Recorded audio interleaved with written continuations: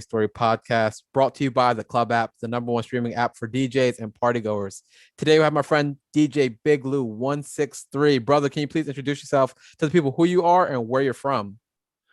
Well, my title is The Incredible Man DJ.BigLou163, and I'm from the BX, South Bronx, Simpson Street. Awesome, brother. We're super excited to have you on the My DJ Story podcast. Like I said, this is the My DJ Story podcast. So we want to hear your story as a DJ and use your story to help other DJs in their journey. So talk to us about the beginning days. What sparked your interest to become a DJ, and walk us through your story from there on. All right. Where could I start from? Because what really happened was I used to see people DJ all the time. It wasn't like of no big deal. But then one day I got invited to a party and Showbiz from Showbiz and AG was DJing. I didn't know he even DJ. And it was a bunch of people in the room. I was sitting there. So he said, yo, everybody could leave the room, but homeboy right here. So I was like, oh, me? Cool. So I sat there.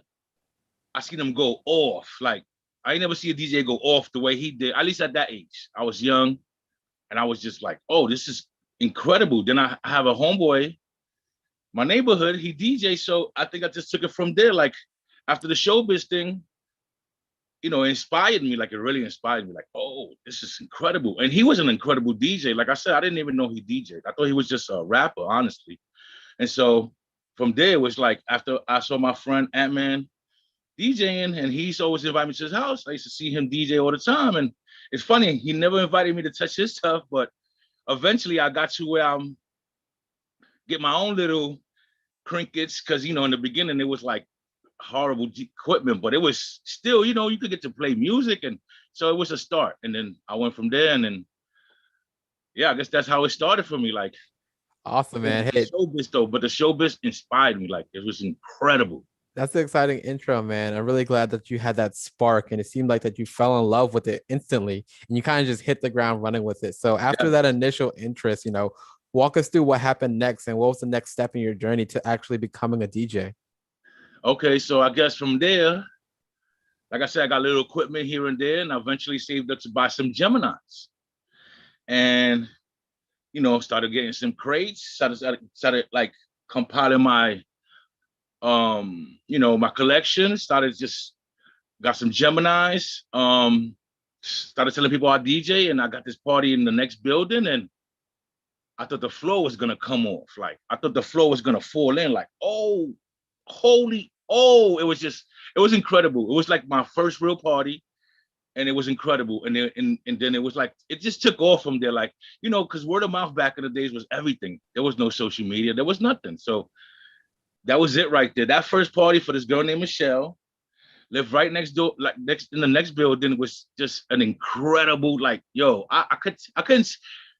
It's like a movie. I don't know. It was just incredible. Like I didn't know what I was really doing. I knew how to play. I was getting there eventually, but it was still young in my career, and I was just like, wow, it was incredible, man. I can never forget that party. It was just like one of those, like, oh, like the oh my, like those oh my, how you say that? Like, you know what I mean? I guess just one of those like surprise kaboom experiences, and you just go, oh, this is it for me. And then that was it. Like that was how I went in, and Yeah, man. It that's how seems it like started. Like, and that was the beginning of DJ Big really. Lou. It wasn't Big Lou 163 at the time, but it was just DJ Big Lou. Yeah, man. No, it seemed like it really changed your life, and those Yeah, life-changing definitely. Oh, experiences it really was crazy. set you up for the future, man. And I'm glad that you use that experience to kind of propel you for the future of your career as a DJ. Talk to me, this life-changing moment, how it changed you, what happened in you that allowed you to kind of just see this as something you want to dedicate the rest of your life to. Oh man, I don't know. I mean, because like I love music. Right? And then I guess from there, I just started to like, that was the mixtape era. So I was just listening to everybody, all the greats. And I started making mixtapes. I got my friend Rich Nice. I don't know if you ever heard of him. He's from the A&R room from Sway in the Morning. So my man Rich Nice lived in the next building. So I was just handing my mixtapes to him. I said, I would like you to be the guy that's gonna review my tapes. Tell me what you think I need to do. Like improve my sets, whatever I need to do. And for a while, he was just like, nope, nope, nope. And then one day it just came, boom. He was like, okay, Lou, this is it. You're getting there. And then he gave me some life experience. He said, if you're in this for money, you're in the wrong business. He's like, you're in the wrong business. He said, but eventually you will make money. So I said, okay. I said, well, I'm not in for the money. I really love music. Like, I really love music. So the Wow. experiences of that and the mixtapes and Rich actually being like a critical person in my beginning experiences. He was just the guy. He was like, because Rich Nice is an executive, he's a producer, he's a rapper, he's A&R room now, he's Sway in the morning. So it was like, I was like, who better than to criticize so I was like, who better? And he's a good friend of mine over 30 years. And that was it right there. Wow, man, that's super amazing. And it shows just when you have that confidence that you want to do something and pursue it, and you have a humble mindset to where you can take criticism from some of the biggest names and, Well, you and have to. really use that to propel yourself as opposed to use it to deter yourself. You can really make your dreams happen. It seems like you're making your dreams happen and having fun with it too, man. This is exciting. I'm super happy to be hearing your story. What we're going to do, we're going to take a quick commercial break, but when we come back, we're going to learn a little bit more about your story from that point on, okay? Sounds good. And we're back with the My DJ Story podcast. I'm here with my brother DJ Big Lou163, and we're hearing an exciting story of how he got into the game of DJing. When we left off, we talked about your exciting moment where you were getting criticism from some of the biggest DJs in the game at the time, and you used it to move yourself forward. From that point where you're getting recognition from these big names and you're able to move forward, what did you do from there? And walk me through some of the stuff that you're doing currently in the present with your DJ career. Okay, so from there, I started meeting some people. So I don't know how much you know about the mixtape games back then. So I knew I knew DJ Rhythm, the Music Man back in the day. So we already knew each other from he go to the school. He used to be in junior high school right across the street from my house. So we got close, and then he started propelling, like he was doing mixtapes and he's taking off. So he started introducing me to everybody. He invited me to this thing called Hard Pack. I don't know if you ever heard of Hard Pack, was they was doing all the big DJs was coming to Rock and Will. Now you know who Rock and Will is from Kid Capri. So Rock and Will, these do this thing called Hard Pack, where every DJ was in the room. Everybody was in that one room, and everybody had like a 10-minute, 15-minute segment to make a mixtape. And so I used to go with Rhythm. Well, Rhythm invited me the first time. I met the legendary Showtime. And then from there, he took me on. But I was going to Hard Pack, and what's incredible, let me tell you the incredible stuff about this. This is like one of the most incredible stories. I'm in this room with like SNS, Ron G. I mean, you name it. Showtime, you name it. All the hot DJs from the mixtape game. And so I'm just practicing because, they let everybody do whatever they want to do before it started. So I was just practicing, and Rock and Will was like, yo, we like Lou. He's gonna set the intro off. He's gonna set the tape off. And I was like, what? Y'all don't even know who I am. They was like, no, you're gonna start this. And so it was incredible. I was like, oh, I'm gonna start this. I was like, and I'm nervous. I'm in front of all these names. I'm a nobody. I'm in front of all these names. And it was just like, oh, all right, you know what? Let's do it. I did the first one. They invited me to every one of them ever, after that. And wow, that was incredible right there. Like when I was tell you, it was incredible because I ain't even gonna lie to you. I did some mixes and some big DJs stole them. At the time, they was just like, that's a dope mix. And of course, because you're not a name, they take your mix. It's like, so I wasn't mad. I was kind of like flattered, but I was like, damn, still kind of buying my stuff, because that's how hip hop is. But it was just like, wow. But so it was, I never even heard of this Hard Pack thing. So it was incredible. These are tapes they were selling like for $50. It was just all these DJs on it. Action Pack. I mean, you name it. Chill Will from the East. There was just names on top of names on top of names. They used to always go to these things. Like not everybody was there all the time, but it was just a lot of names every Monday night. Or I think once a month. I don't remember, but it was incredible experience. I ain't gonna lie to you. wow, man. No, this is super exciting.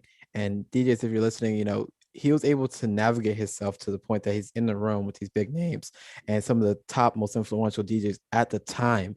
And it's not easy to get yourself to that point to where you're being vouched for and put on by these people.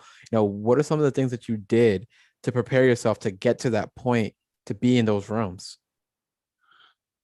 I mean, just doing what everybody do, practice, I guess, doing everything. And then, like I said, Rhythm was like a good friend of mine. And so when we really hooked up, he started making his mixtapes here, and just getting to know everybody. And like I said, when I got to know Showtime, that was it. Like Showtime took me under the wing. He was like, "Come on, come to Harlem, hang out with us, and come do your thing with us." And I made a few mixtapes with him, and that was an incredible experience. And and then it's a few DJs I dealt with from then, and I still deal with now. So it was incredible. Like it was an incredible experience. And then Showtime was just like he's an older brother, legendary mixtape DJ, legendary DJ. Period. He's a great DJ. He's still a great DJ. Still do a thing. So it was incredible, man. It was incredible. Like just from there to keep growing and then getting to know everybody, going to Harlem, dropping off then I'm starting to drop off my own mixtapes. Like, let me just start. So everybody's like, yeah, this is Big Lou, you know what I'm saying? So Action Pack used to invite me to all the guys, all the Africans. Like, yo, get his tapes. He's dope. He's dope. He's dope. So it was nice to get like a cosign from somebody that was already well known. It was great. Yo, get his tape. Get his tape. And so now I'm going downtown dropping off my tapes. Then I'm getting to know everybody. I got to know Buck Wow, and incredible, nice dude. And, it was nice to, just the process of moving just right along from, just because I wasn't trying to be like bigger than anything. I was just, just staying in my lane, getting to know everybody and enjoying it at the moment, the experience. Because I was like, wow, going to Harlem and going up there alone too. And it was just like, a young boy, like, oh, all right. So it was nice, man. It was nice. And so to have people buy my mixtapes, and it was an incredible feeling. I ain't even gonna lie. It was, and like I said, from Rhythm to Showtime, it was right there, Showtime. And then it was just, and then, he introduced me to everybody. I met everybody going down to Harlem, going to the mixtape spots. So it was nice. It was nice, man. It was a nice experience. And, Oh man, that's exciting, brother. I can feel the excitement as if I was the one experiencing it, just coming out of you, man. And that's super powerful that you're able to experience that, man. And one thing you spoke about is the fact that you had these key people in your life that put you on to different opportunity, and that kind of speaks to the value of relationships. When right, you're out there and building meaningful relationships with people that are key in the industry, and not even people that are key in the industry, because you never know who's going to become key, but just out right. there, putting yourself out there and really building meaningful relationship with people and supporting one another along the journey. That's really how a lot of success happens. You alone will never be able to just be the one that just does everything and allows yourself to elevate. You need people around you to be able to help one another so you all rise together, be Yes, able to yes. share opportunity, share experiences with each other and learn from each other. And it seems like you've done that very well over the years and have really put yourself into great spaces from networking and building cool, Mm-hmm. great relationships with people.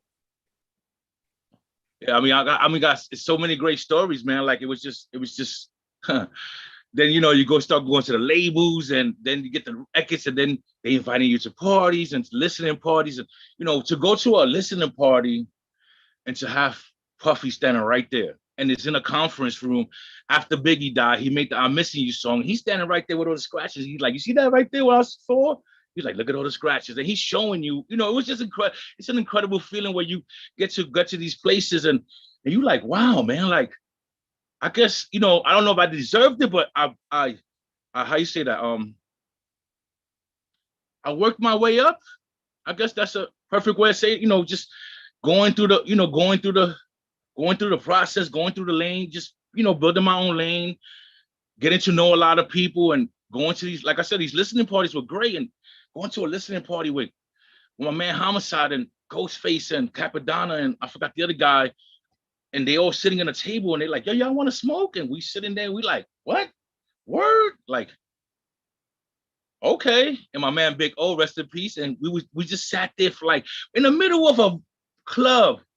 All these DJs are there listening to the new stuff of Ghostface, and we sitting in the club in the middle because Ghost said sit with us and smoke with us. And we sat there for hours. I mean, I was so high. I was like, yo, I gotta go, man. Like, I thought we was here to listen to music. I feel like I'm in the twilight zone. I was just like, I'm in front of like legendary people in front of you, and then you having a good time. Like if they know you, and it's a lot. Like I said, man, I got a lot of like incredible stories. Like just getting to know certain people, or getting to meet people, and going downtown was crazy. Going to the labels, I met like everybody, like everybody. I remember I was walking by. I was going to Def Jam, I think, or I was going to one of the labels, and Method Man was like, we walked like this. I was like, yo, Meth. He was like, what's up, man? I was like, yo, big fan, DJ. He was like, yo, I'm going to Def Jam. If you want to smoke, come on. And I happened to say, I can't do it. I'm going the opposite way. And, but it was incredible. Like just stuff like that you'd be like, wow, I can't believe, like, and he actually invited me like, yo, I got a blunt. You want to smoke? Come on. I'm like, wow. Just imagine I would have went with him. Who knows what would have, transformed from that. Like, oh man, look at this. Like, it was Wow. incredible, man. It was a lot of incredible experiences. Wow, like I could tell you, like it's incredible, man. It was incredible. I mean, like my story still goes on, but the stuff that I went through those times was just like, wow. Like I feel like they were legendary, honestly. Like who gets to meet these certain people and get to be in a room with certain people and they actually talking to you. Like, yo, Wow. what are you thinking? You like, me? Because you feel like you're the nobody in the room. So you feel like, why they ask? But fine. And then you go from there. But it's nice, a lot of nice experiences, man. I Yeah, can't even man. lie. My friend Rich Nice, I met so many rappers through Rich because they used to come see him. And like I said, he lived in the next building. So I mean, like from Greg Nice, I mean, Track Masters, Tone. I mean, it's just so many names. I can't even. But one guy that I used to have a great time with was Greg Nice, because Rich used to always have this tendency of taking long to come downstairs. So one day I met Greg, just like, oh, Greg Nice. And then, we just talked, on some, I was like, I'm a DJ, but, and I was like, he's like, oh, I'm waiting for, I was like, that's my man. And then we build. Every week, Greg used to come, sit there and be like, yo, Luke, come on, come smoke with me. I used to be like, oh, all right. Then one day he comes over and he buys me a bag of weed himself when I guess when it was first starting the high grade stuff. He bought me a bag. Like I was just like, he was like, yo, I got a gift for you. I was like, what do you mean you got a gift for me? He's like, I got a gift for you. And so one day I asked Rich Nice, I was like, yo, why all your friend rappers are so cool with me? He's like, because you never asked them for anything as a DJ. And they know you was a DJ because I told them, now you remember my man Big Lou, he's a DJ. They were like, but he didn't ask me for nothing. And I was like, he's a really cool guy. He didn't, it wasn't like I was trying to press them for drops, anything back then. I was just like, man, just to get to be next to somebody like this and be cool with them and build a relation and become friends was incredible. Like, so when I asked Rich, I was like, why nobody? He was like, everybody likes you, man. He said, because you didn't act like the regular norm DJ. You didn't, yo, I want, yo. It was just like, yo, what's up, man? And and there was just regular conversation, building regular stuff. And so that's how I got really cool with Greg. But I met everybody through Rich, man. I met a lot. Oh my God.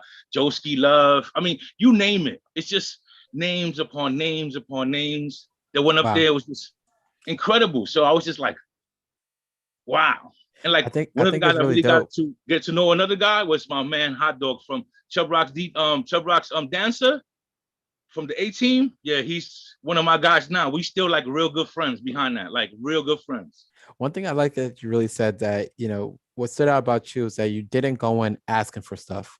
You just Right, went in and met people on a human level and just spoke to them and built meaningful relationships right. based on things that were common that you both guys love, music, DJing, and the whole industry. And that's what it really takes, just going in and building a meaningful relationship based on commonalities between you and the people you're trying to build with. And that's what it's all about. Not going in, how could you figure out what can you get from them? And it's even better when you can go in and say, oh, how can I help you? And be able to go in giving insight, giving, your time, your energy to helping supporting people. And then you'll see that it comes right back to you. Out of all the stories that you told, did you have any specific moment that was the most special that really stood out that you just like, wow, that happened to me? And I mean, tell, there's so tell, many of tell those, but I think the biggest, and I didn't actually get to go to Sway in the Morning because of the pandemic, but I think it was one of my biggest moments was me getting to do a mix. Because I know if it was open, I would have got the invite because Rich Nice invited me. But he's like, it's your time. I was like, what do you mean? He's like, well, at least you can send your mix because, you know, we're not there in the office, but send your mix. And so I thought it was like the greatest experience of my career because, you know, Sway in the Morning, who's bigger than Sway in the Morning? Like, so it was great. And yeah, it was great. It was great. It was, you know, and then the introduction to the show was great. And then got to listen to my show. And then the feedback was incredible. And my friend Rich told me, he said, yo, Lou, you're going to get overwhelmed with this stuff that's coming to you. Prepare yourself. And I was like, come on, Rich, what are you talking about? He's like, Lou, I'm telling you. And wow, it was incredible, man. I mean, Rich is a pinnacle guy in my career, man. Like he's a great friend. He's a great friend. I know him for like more than, I don't know, 30 years now. I don't know, maybe more, but he's a great friend. And I never took him for granted with anything. I never asked him for anything, like anything. Like no music, nothing. Like this is an executive. He even got me a job at Trackmaster at Sony when they did the Trackmaster, when they had the little label and they did the stuff for Mary. I got to do the Mary project and, you know, like promote for the Mary project. And, you know, it was nice. It was an experience. And yeah, it's like I said, man, the path I worked some promotions for Penalty, for Sony. I got to hang out with Nori. It's a great guy. Those are crazy stories too. You know, it was just a lot of nice things that's happening, which you're not even forcing it. You're not trying, you're not, oh, come on, let me get, I never asked no rapper for nothing unless I was going to labels and I would, even when I met Method Man, I could have asked him for a drop. I could have said anything to him. I didn't ask him for anything. I just was like, I'm a fan. And he's like, yo, take a walk, smoke. And I was like, I gotta go this way. I'm gonna go pick up records from Universal. He's like, okay, next time then. And I was like, wow, you know, just those moments like that, like there was just like, wow, that's cool, man. Like for them to act, you know, in those particular ways. Like, I mean, like I said, I met a lot of great people in my path, and it's nice that I could still say some of these guys are still, I could say my friends, like, because it was nice to, you know, build these relations and become friends. And yeah, man, it's nice. It's really nice. It's Wow, brother, you've been through a lot, and it's super amazing yeah, man, yeah, to hear your story. Yeah, man, I would love to hear, out of all the experiences you had with all these great influential people in the music industry, what was the most valuable learning lesson that you got out of the whole thing? I guess what I said, what Rich told me in the beginning of my career, you know, that was, I think, most, you know, he was like, love what you do. Don't think don't work for the money because there's no money in the beginning, and let it come and enjoy. Just enjoy. He said, it's going to be a lot of fun. It's going to be a lot of hard work, but you're going to have a great time doing what you do because you love what you do. And I think that was the most important like lesson in my life from the beginning. Like, and like I have my inspirations now that still help me, you know, gear me up. And I go, yeah, this guy right here, he's, you know, my man Eddie B. Swift. He's like he's one of my biggest inspirations for the last, I don't know, 20 years because I hang with him. He's like my brother. You know, we hang, and B. Swift is like, I don't know if you know the name, but the name is, you know, he's Be Real. He's opened up for Cypress. You know, he's a big name. And this is my brother. I can pick up the phone and be like, yo, E, what's up? And he's like, yo. And, you know, so it's great to have still people in those kind of, I guess, like Rich too. I could still pick up the phone. We working on stuff now. Like he's like, I want you to get down with this. I want you to get that. And I'm like, whatever you need. Like, you know, I'm willing to, because I'm always willing to work. I'm always willing to, I don't never say, nah, I don't want to, come on. And even if it's a challenge, I'll be like, come on. You know what I'm saying? Because I'm like, why not? You know, what's the worst that can happen? Oh, we didn't like the way that sound. Okay, I'm sorry. Let me give me another try. You know what I'm saying? But what's the worst that can happen from, you know, challenges? Yeah, man, that's important. And what's one piece of advice you can give to DJs? That's one of the most important things that they can do right now to live a somewhat, similar lifestyle of you in your journey. Most important, love what you do. Don't do it for the money. Basically, what I say, well, Rich told me, like, just love what you do. Love the music. Love, like have passion for what you do. Like any artist, you love what you do. You're gonna do it at your grandest format. You're gonna be, you're gonna try your best to do this at biggest, So, I think that's love what you do. Take your time. Don't rush nothing. Just do it. Like just it's not like a race. Just take your time with it. Where you going? Just you know, eventually the cause will come. Eventually you'll get the cause, and your friend will be like, "I want you to do this, and I want you." It'll start coming, and then, you know, depending on what kind of DJ are you, you go the mixtape route. You can still do the parties. You can still do the events. You could, I mean, there's so many avenues for DJs nowadays. It's crazy. So I think it's a lot of places where DJs could take it. It depends on what kind of DJ they want to be. But like me, I'll be trying to be doing. I try to do. Honestly, I'm trying to do everything. I'm trying to do everything. I'll be like, they be like, yo. I'll be like, come on, I could do it. They be like, dude, you don't. I'll be like, I could do it. It's music. I could play music. Give me a chance. Like, you know what I'm saying? So, um, but yeah, man, Awesome. it's been a hell of a ride. Yeah. I enjoy it. I enjoyed it from day one. Yeah, it's I I can don't hear know it, what else to man. tell you, man. I And mean, at least you got, whatever questions you got, but I'm just saying, like, yeah, I can hear it, man. The excitement is really yes, man, great to yes. hear. It's And been a beautiful ride. It's been a great ride. And then like the last 6, 7 years now, my girl, it's been like my back support, my girl Jojo, she's like, you could do that. You could do that. I do 15 radio stations right now. wow. You know what I'm saying? Like they be like, yo, Lou, how you? I'll be like, some of them is not all live, so it's all some of them is pre-recorded. So what you do is just send shows. But for you to be on so many shows, so many stations, it's like, wow, how can you?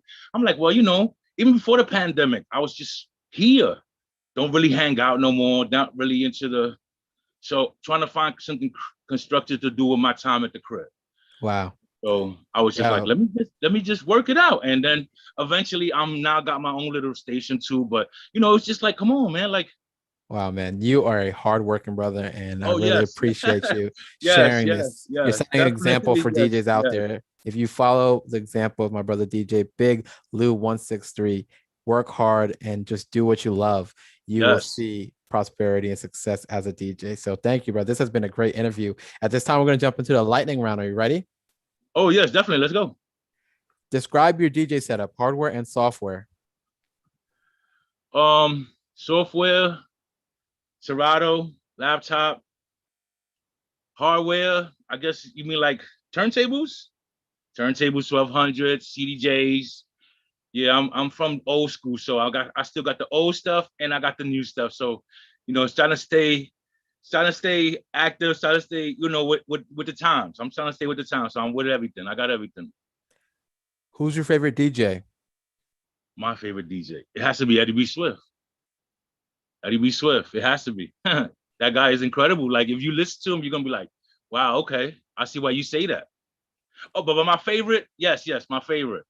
Well, my favorite all time is Kid Capri, of course. Like that's just one of the guys, man. Like, What has been your favorite party or event you've DJ'd at, and what made it special? Okay, you said keep it professional, so I'm gonna try to keep it PG. I did a party at Debbie Gibson's house, upstate New York. Incredible. It stood over to the next day. A lot of stuff going on in this party. Like, if you know what I mean, like a lot of stuff was going on. So it's a July 4th party. It has to be my biggest party, most memorable party. Coming home, the limo driver almost almost crashed because he's falling asleep behind the wheel. But yeah, it was crazy. It was. I went from one day. I came home the next afternoon. Forget about the morning. I came home the next afternoon. I couldn't even go to sleep. I went and got a haircut. Fell asleep on the barbershop. But it was because I wanted to tell people this. Yo, it was the people still talk about it to this day. Like, yo, Lou, remember that party? Yeah. So yes, yes. Debbie Gibson's house, upstate New York, July 4th. I can't really tell you the year. In the 90s, 96, 97. I don't know. Incredible though. Incredible. Could have been 95. I don't know. It's just incredible. Name some of the best places to party in your city. Best place. I didn't hear. I'm sorry. Name some of the best places to party in your city. Oh, best places to party in my city. Well, you got downtown, midtown, everything's down there. Or the big clubs, I mean, I used to go to Studio. I used to go to Tunnel. I used to go to Emerald City. I mean, these were the spots. Now I don't know, I can't really call it, but then these were the spots, the big spots, the limelight, these were the havens. These were the big places to have fun. These were the spots. What's one thing that you think is missing from live streaming for DJs? What's missing? Wow, that's a good question. Wow, that's a very good question. What's missing from live stream DJs? Oh, well, no. Well, yeah, I guess not, censoring stuff. Like, if they could stop censoring stuff, I'll get on Facebook Live and they shut me down, and then you're on Twitch. Twitch is nice, but then the replay, you don't get to hear some songs. So I guess the censorship, they need to like cut that out. Like, let people, we're not hurting you. We just helping you, because people actually go, who's that? What's his name? Let me Shazam it. Oh, I'm gonna go buy his stuff. I think it's a win-win when you got a DJ playing all kind of stuff and people get to learn some new stuff. So I think it's a win-win for me personally, But yeah, censorships, cut that out. We need to cut that out. If that's what we need or whatever, yeah, that's what we need. To censorship to stop. Labels to stop acting like we taking from the artists, because we're not taking nothing from them. We're just playing it, not selling it. We're just playing the music. And shout out to DJs that you know personally, whose stories also need to be shared on this podcast. Oh, wait, I'm sorry. I didn't hear the question. Shout out to DJs that you know personally, whose story... shout out to DJ Donald personally? Okay, so yeah. Eddie B. Swift, of course, Rhythm, the Music Man, legendary Showtime, Manhattan's Murder Man, DJ Homicide, Jibo the Pro from Double R. These are the guys I still have a relationship with. And I'm trying to think. My man Mecca, I guess got him his name, his interview from, I don't know, because I know when I seen his interview, it's when you hit me after that. So I don't know if it was because of him, but Mecca is a good brother. So I think I said everybody. Awesome. Yeah. My man Lou, my partner, of course, now, because since I'm legally disabled, this guy helps me with my parties. And so I appreciate him the most, my man Lou. And I call him DJ Loco, and because he's a crazy guy. And my man Little Louie. I mean, it's a lot of guys I could name, but yeah, those are the guys for me. Those awesome. Are the guys. Yeah, you can check out DJ DeMecca on episode 73. And brother, it was great speaking with you. Anyone that wants to be on the show, they can sign up at djsignup.com.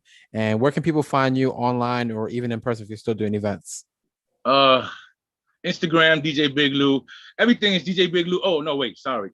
Everything is DJ BigLou163. Instagram, Twitter, Facebook, Twitch, you name it. LinkedIn.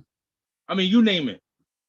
I always tell people when they be like, yo, I can't find you, be like, Google me. You're gonna see me, believe me, because I'm not just a DJ Big Lou. I'm a 163 guy, so it'll come out different. So if you write 163, you'll be like, oh, okay, Lou, I see you. I never like, it's not really hard. I don't mean to sound like, oh, I'm the guy. No, I'm just saying, yo, look, if you Google me, you'll find me. You can't find me no other way. You Google me, people will find me. Believe me. That's what I tell people. I'm not, like I said, I'm not trying to toot my own horn. And I just be like, yo, Google me.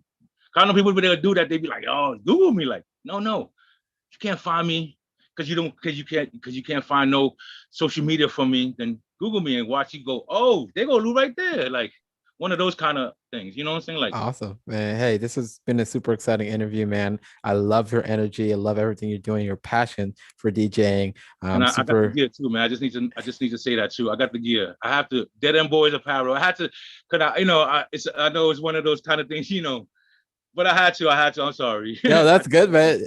This is I'm here to promote you and all DJs. So everything that you got, we'd love for you to share, man. Thank you so much for spending time with us today. Everyone, check out my brother DJ BigLou163, an amazing brother with an amazing story. So thank you so much for spending time with us today. And we look forward to seeing you in the club, brother. Appreciate you, brother. Thank you.